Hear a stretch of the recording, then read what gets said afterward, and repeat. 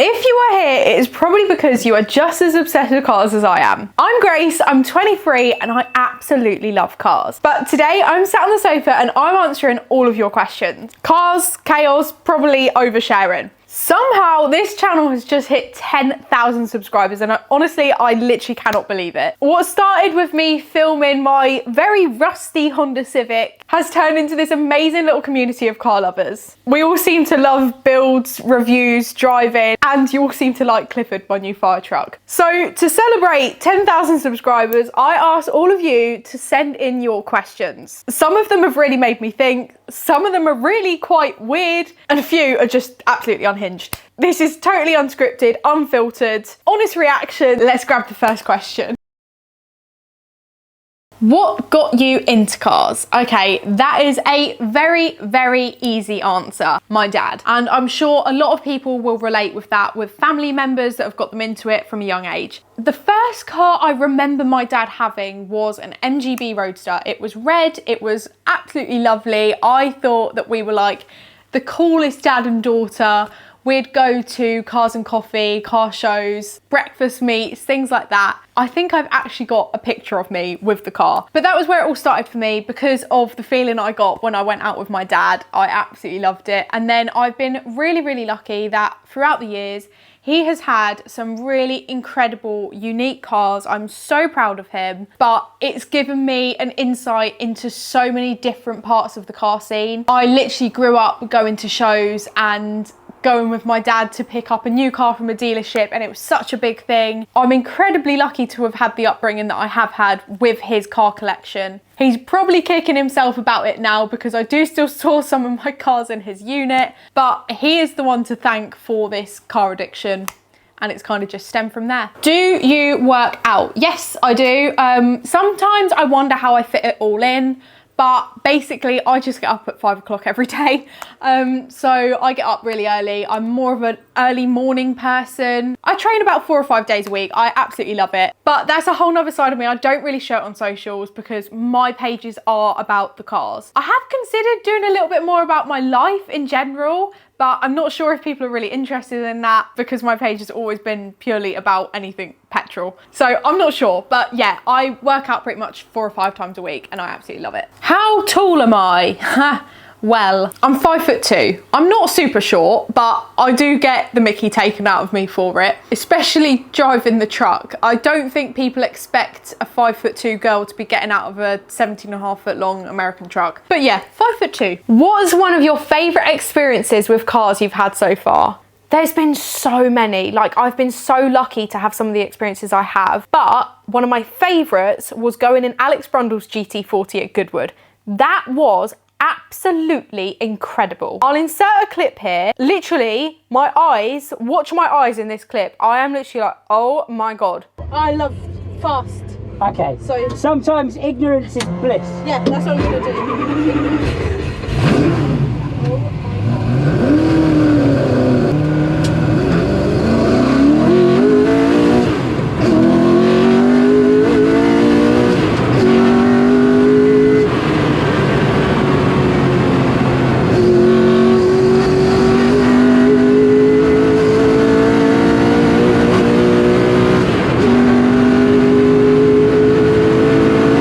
Was mind-blowing. The noise, how raw it sounded, how far he pushed this old car into a corner. Like, it was just absolutely insane. I got out and I was not scared. I was just thrilled. So yeah, that's probably got to be one of my favorites. Also, trans brake launch in a Mark 1 Escort with a 351 Windsor. My head literally goes, so I'll insert the clip of that here.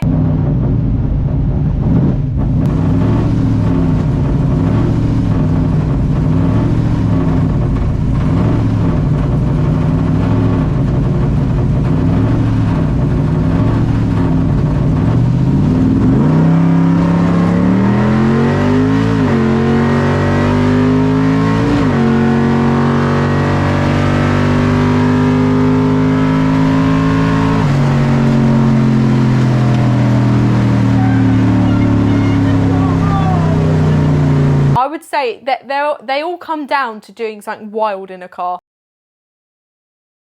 Opinions on the UK car scene right now. Okay, right. Let's have a sip. Something I feel very passionately about. I feel people are not buying what they actually enjoy anymore. And argue with me all you want, but especially sort of the younger generation, we are all so quick to just jump in what's cool, what's trendy, what will do well on views on Instagram even. I really hope that everyone gains a little bit of originality back, because there are so many sort of copy and paste builds. Like, we all say it, bags and wheels. Everyone just goes, okay, these wheels, bag it, sorted. There's a place for it, but there is also a big place for doing something that excites you.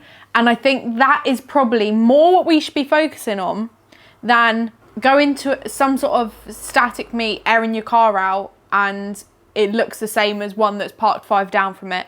I would love to see people of sort of my age group getting into stuff like the American stuff. You just don't see people buying them, and there's no reason you shouldn't. You can get them insured. Yes, they're left-hand drive, but you learn to live with it. That's part of their character. Yes, they're older, but they are so unique, and so many of these cars have a story behind them.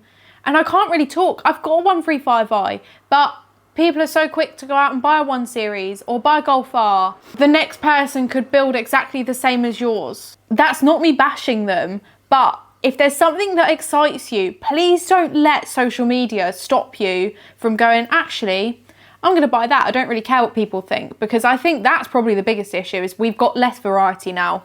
There is so much less variety when you go to shows and things like that. I'd be interested to hear other people's opinions on what they think is good about the UK car scene right now. What is bad about the UK car scene? Social media has brought so many people together, but it's also driven so many people further and further away from what they actually enjoy. So yeah, let me know what you think on that, because that's one that I'm quite passionate about. Favourite BMW colour? I love champagne quartz. I think that is a beautiful, very underrated colour. It's almost gold, it's almost grey. I love it. If it's done right, that is stunning. Also, Isle of Man green deserves a shout out too. So, Tavarish has asked, manual or double clutch automatic? It's got to be a manual. There is literally nothing like it, but there is a place for an automatic, especially a double clutch.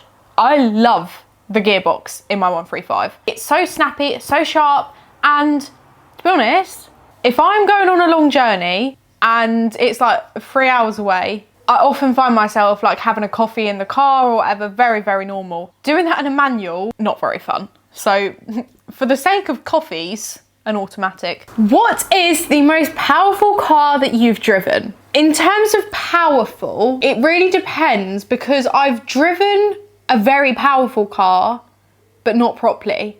I've driven a 9.5 litre Nova race car, which I think is over 1,000 brake horsepower, but I've driven it down the road at Santapod. I haven't driven it. Also drove a Hurricane Performante. They are around 650 horsepower, I think. I think that's probably the most powerful I've driven on the road, like properly driven. That's got to be the most powerful. I think I'd have to go through a list of what I've driven, but in terms of something that I've properly driven, it's going to be that. Okay, there's a lot on here asking what's your dream car, but I'm going to pick this one, which says, what's your dream 3-car garage? Supercar, SUV and classic car. And I'm sure a lot of people will relate. I cannot just have one dream car. It's not possible for me. I'm into too much to be able to say that's my dream car, because I've got a different dream car for £20,000 than I do £500,000. If we're going supercar and classic car, I'm gonna say my supercar, I'll be between two. I'll be between a 911 GT3 RS, potentially a 997 or a 992. They are my two supercar options, unless it was an Aventador SVJ, because they sound rowdy. They're a V12. What is not to love, apart from the single clutch? So that is my 3 in 1 supercars. I actually don't know which one I'd pick, but SUV is a difficult one because I'd rather have a wagon, some sort of estate, like an RS6 or a 204 C63 estate. If we have to go for an SUV, I would go for a Trackhawk. It's American, it makes supercharger noises, it's a bit different. So yeah, that would be my SUV if I'm allowed to have that one. Classic car, that's so hard because there are so many I would absolutely love to have. Something classic, perhaps Eleanor, something from a film would be pretty cool to have. Maybe the Trans Am from Smokey and the Bandit. If I could pick a classic car, it would probably be something that has a story behind it. And it seems like it would probably end up being something American. Okay, how practical is the new daily? Surprisingly practical despite its size. It didn't take me long to get used to left-hand drive. It's not as hard as you think it is to reverse it, to park it. The only issue is you cannot drive to a supermarket and just swing into a space. It will not happen. You've got to think, plan ahead, go when it's not busy, and manage to get 2 spaces, one in front of the other, because then it will fit. You cannot reverse that into a normal space. But if you were driving a van, it would pretty much be the same thing. That's the way I look at it. In terms of practicality, the only issue I really have is there's no cup holders. So I often have this massive water jug, flask, whatever you want to call it, tucked into my handbag. My handbag is then strapped through with a lap belt on the bench seat, and then I can sort of like get it out the bag and somehow manage to drink from it. But it's actually, if you hadn't bought the F250, what would have been your next choice? I can tell you right now, because I have it right here. I actually have 2. And that would be a C10. I've got 2 67 C10s here. I love a truck. I absolutely love a truck, and I love a Chevy truck. I love a Ford truck, obviously, because I've got my F250. But this was what I originally was going for with the whole American V8 vibe. So yeah, that would have been my other choice, but I hadn't come across one that felt right for me. So that's how I ended up with the F250. Is the fire symbol staying on the pickup? Absolutely, yes it is. If you don't know, my F250, it came over from America back in 2022. I literally bought it about a month ago, but it was an ex-fire truck in, I believe, South Carolina. I have tried to get in contact with the fire department it was at, but unfortunately they've not got back to me, so I'm gonna have to try another way. I would love to find some pictures of it. I think I might have found it on Google Maps, but I'm not 100% sure. But I'd love to know what sort of life it had before me. It's only done 25,000 miles and it's got these white bench seats in the back, so I do wonder if it was some sort of parade truck or something like that. Having the fire symbol on the side, to me, is a piece of its heritage, so I definitely will not be getting rid of that. Now, plans for the EP3. There's not so many plans for it apart from getting it out more, because I've had it out for a couple of shows this year. It's now finally running and driving as it should be, and we've had some serious issues along the way. Entrusting it with places, stuff that shouldn't have become a problem, but it did. Now I won't go into that because it is now all sorted, thanks to Gordon at Street Racers and Kyle at Overkill Performance. We're all good there. They are wizards. But yes, there was a hiccup, which I haven't really spoken about. And that is why you haven't seen the EP3 for quite some time. It went somewhere, things went wrong, but now it's all good. And if you'd like a driving video of the Civic, I would be more than happy to do that. But basically, yeah, it's just getting the car out, having some fun with it. That is my plans for it. It doesn't need anything else at the moment. Now, I'm gonna respond to one that has come up quite a lot. I don't really like the idea of talking about it, but I do feel like it's worth addressing at some point because I know a lot of girls in the car scene will also have experienced this. And this is not me bashing anyone that does it, because I've got some good friends that do it, got no problem with it, but personally it's not for me. And that is these 2 letters. I will never be doing any type of content like this. It's not me. My page is Grace Autos. It's about the cars, but if that's like what you think this is, it's really not. This is for the cars, for the people that are passionate about things with 4 wheels, petrol. That's what we're here for, and that's what I'm hoping to create a bit of a community around. So that's all I'm going to say on that, and we will move on to the next question now we've addressed that. Okay, so how long did it take for you to get big on social media? This is a hard one because I never feel like it's actually as big as it's gotten. I started filming videos back in 2023 and I mainly set out on TikTok. I think I had about 30,000 followers to start because I'd posted like a video in lockdown that had done about 2 million views and it gave me some followers. And I came back from uni, I didn't really have anything to do. I wasn't sure what kind of direction my life was going in. I'd been studying horses, would you believe? And I came back, I didn't want to work with horses. So I got stuck back in with the cars. I'd always loved them, but I decided to just film the car shows that I went to, just as a bit of a personal diary for myself. They started growing a little bit on TikTok. I think within the first year, I hit just under 50,000 on TikTok and about 10 on Instagram, I would say. That was in the first sort of year or so of doing it. And then last year, it really felt like it took off. I started to see some better growth on TikTok. I think I'm on about 88,000 on TikTok now, but Instagram was great as well. I got my first brand deals. I was able to sort of go to some really cool events, invited to do some really cool track days and things like that. So for me, it's not so much the numbers on the screen, it's the opportunities it gives me and being able to share that with all of you, because I know I'm incredibly lucky to get the opportunities that I do, but I wouldn't be able to without all of you. So again, thank you so much for that. And I plan to continue sharing them. But to get to this point now, I think we're about 10,000 on YouTube, 20k on Facebook, Instagram is about 75, and then TikTok is I think 88. So yeah, it's going well and I'm really happy with it, but I always want to be doing more. Okay, this is a cool one.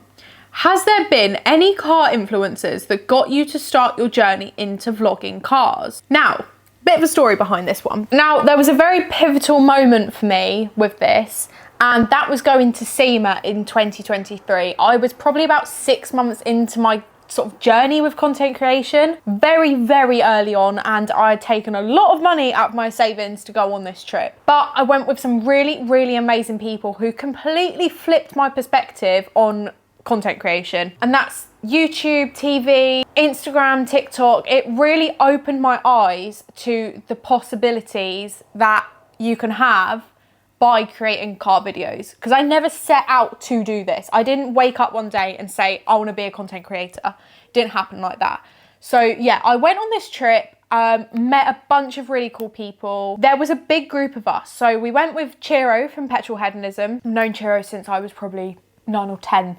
And a bunch of awesome people. So like Adam C, Calvin. I first met Ben, who is one of my best mates, Road to Success podcast. He's absolutely smashing it. Owen from Motor Addicts, Ben Collins, the ex-Stig, Sam Hard. Honestly, I had such a family group. It was so lovely to be sort of taken under the wing of all these people that create car content. So inspiring. They're all great in their own way. But to have the tips and the influence of people who have been really successful was a big insight into saying, you can do this, Grace. So that was a real core memory for me. And since then, they've all supported me. Everyone's been an open book. And that is something I absolutely love about the content creator, car scene, whatever you want to call it in the UK.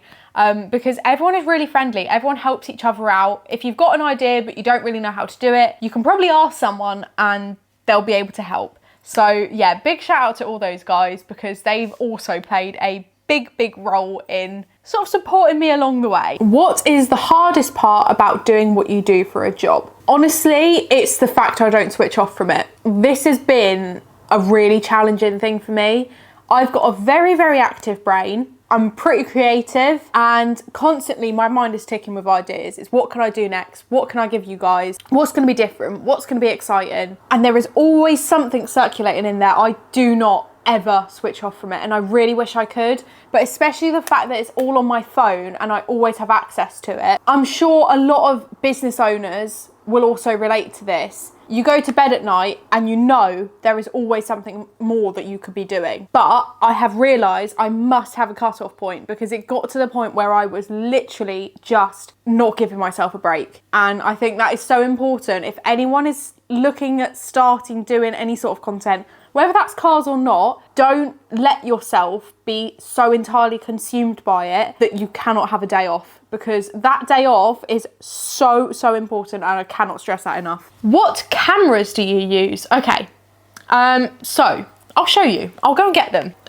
For starters, my phone. This is a iPhone 16 Pro, 4K camera. It films most of my short form content. This is a great bit of kit. This is literally these and a polarizer are all you need to start doing car content, I would say. These are the DJI mics, the original ones. You can use them on a camera, you can use them on a phone, you can use them by themselves if you need to record audio. I think they're about £200, but they are a worthy investment because you need your audio to be good. Now, aside from that, I also have multiple GoPros. These are just examples. These are Hero 10 Black and Hero 13 Black. I don't know if there's other colours.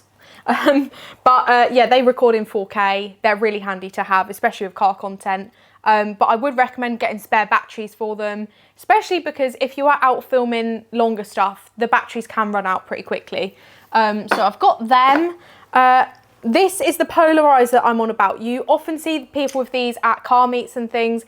It basically improves your photos and your videos so much if you're taking them on your phone. It gets rid of any sort of like reflections or glare.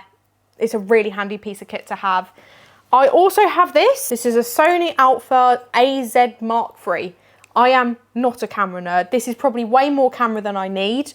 But I use this for any sort of like photos or thumbnails. I also use it sometimes for filming as well as like a 4K camera. It's really good for that. Little bit past my skill level. So if you're like just entering into doing YouTube, I would be using the camera that I'm filming on right now currently, which I will take a photo of.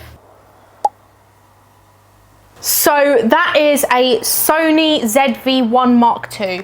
It's a little vlogging camera. It's about £700, I think I paid for mine. Really capable little camera. You can literally put it in your pocket, put it in your bag. Handy, it's got built-in mic, really simple to use. So if you wanted like a landscape camera for YouTube or anything, I'd suggest one of them. But literally all you need to start making content, phone, mics, polarizer. They're my three main things. How do I become an influencer? Like I say, I never set out to be an influencer. I don't really like the word. I prefer content creator because I don't like the idea of influencing. That's not sort of what I want to be doing. I want to be showcasing cars. Don't go out there with a creator in mind that you want to copy or replicate, because you will only reach as high as they reach. You can't go further than someone else if you're copying and it's not authentic. So the best thing to do is literally go out, film what excites you. And I'm a massive advocate for this. What excites you, what makes you tick, because people through there will pick up on it. If you're not 100% into what you're filming, people will know. We all say it, be consistent, engage with other people, create a little bit of a community, but the main thing is doing what you love. So that is how you become an influencer. Worst car you've driven? Oh, honestly, I'll be completely honest, a Citroen Berlingo. Don't even get me started. This is so random. A Citroen Berlingo with these stupid automatic, semi-auto, stupid little dials where you click it into park, reverse, drive, whatever, and it literally is like, and it's like, oh my God, please never make me drive a Citroen Berlingo. I hate them. Absolutely hate them. That goes for a Peugeot Partner too, because they're basically the same. No, thank you. What on earth? If you could have any car, which dog would you buy? Which dog would I buy? If I could have any car, I'd buy a dachshund. I would love a miniature cream dachshund with long hair.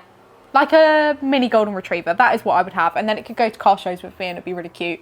Or a Doberman. They're two very different dogs, but yeah, they're my two dog choices. Are you Ben's sister? No. If you haven't watched this podcast already, I'm sure you will have done, but it is road to success. He's also built a fishery, which is Fowler Fisheries.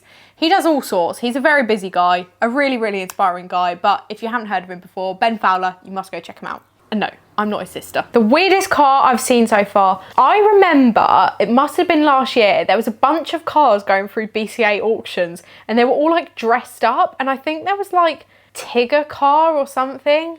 I've probably got the photo somewhere. It was some sort of like car that had been dressed up. That was strange, very odd. What is your favourite dinosaur? My favourite dinosaur is a Diplodocus. I absolutely love Jurassic Park, Jurassic World. I'm like a dinosaur nerd, but I love how slow they are and they've got these big long necks and they look like an old stony giraffe. And little velociraptor. Little angry little thing. They make cool noises. So yeah, that's my favourite dinosaurs. Okay, so if you have made it to the end, you're an absolute legend. Thank you again so much for 10,000 subs. I feel like this is such a milestone for me and I just hope it continues to grow. Hopefully you've learned a little bit about me today. Thank you again so much for the 10,000 subscribers. It's absolutely insane to me and I'm so thankful and so grateful.